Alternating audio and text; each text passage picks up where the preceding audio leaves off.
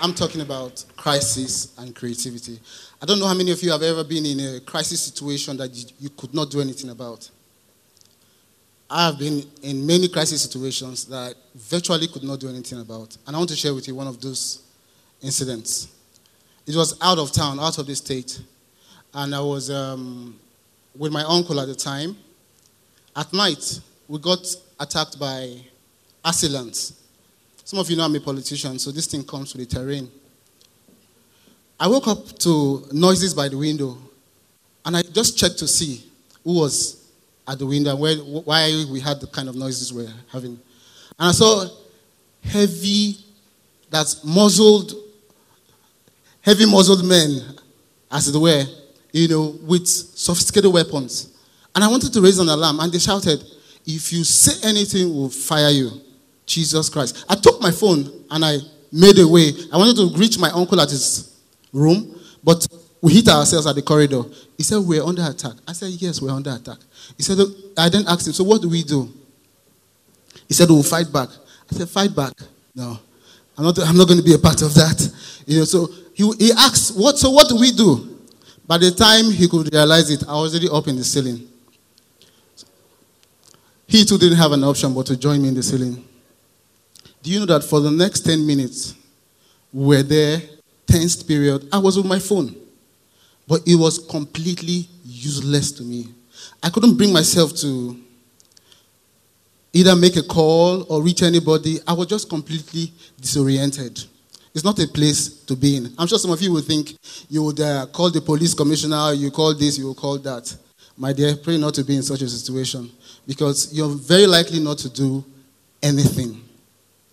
Well, it took the intervention of neighbors who heard the sound to call the security agents who came to rescue us. But it was not without having a good dose of bulala, a machete cut on my head.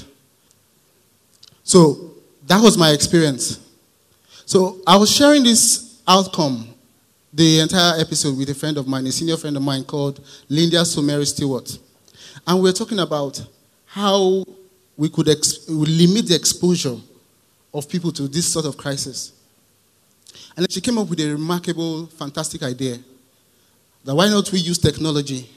We work on an app that people can use to access help while they were either under a medical emergency or a security crisis.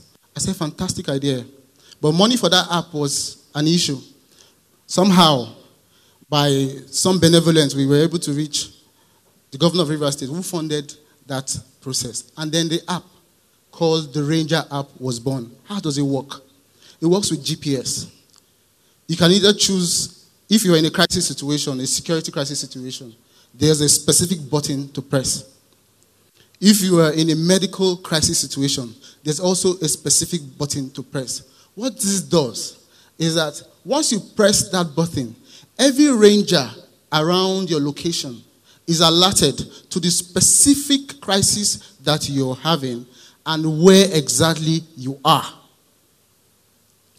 So you see how we used my crisis situation to provide a solution so that people everywhere around the world, can be able to call for help whenever they were either in a medical crisis or in a security crisis situation. And so far, we've had remarkable successes. In Benue, for instance, when they had all those crises, people were able to use this software, the app, to call for help, and they got help. The success story today is that in Rivers State, the Rivers State government has adopted this solution as one of the features of the neighborhood safety core. So that citizens, wherever you are, if you are in a crisis situation, you can immediately call for help and help will come.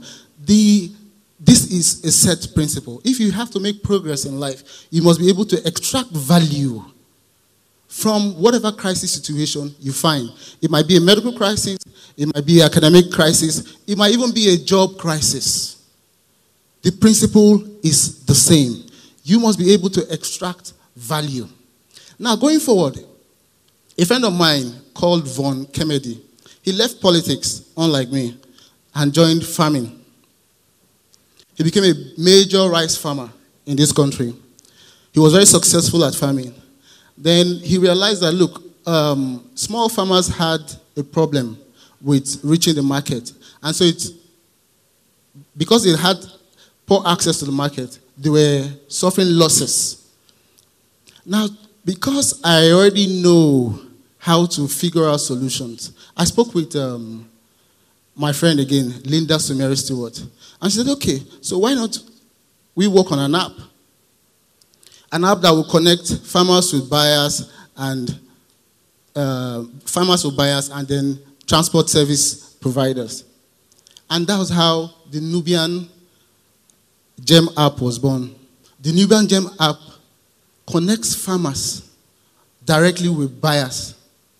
And how it works is this. If you're a farmer in, say, like Eche, you can put on the app that in April, your produce will be ready.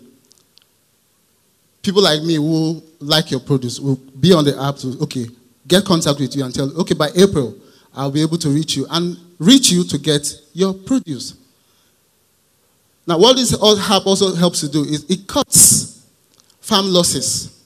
Because that 70% of farmers, small farmers who do not have access to the market, can now use technology to reach the market and save themselves the losses that they hitherto experienced. Now, while preparing for this talk, 3 days ago, I saw in the news on CNN how a company called IKEA has a plan to help India stop air pollution that comes from agricultural waste. This is the history. India is the 9th out of the 10th most polluted nation in the world. And most of that pollution comes from agricultural waste. Now, IKEA came with this fantastic idea that if we could turn the waste from agriculture to furniture, the burning of rice straws and all whatnot, which is usually the practice because they burn all of that to prepare for the next agricultural season. So if we could turn all of that waste into furniture, we'll be able to solve the problem of pollution in India. And it's working already. Same principle, like I said. Same principle. So no matter what challenge you have, no matter what crisis you find yourself in, look out for solutions. Like I would always say, if lemon is too bitter, make lemonade by adding what? Sugar. That's creativity.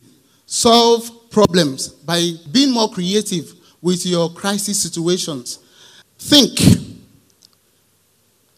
like a solution provider.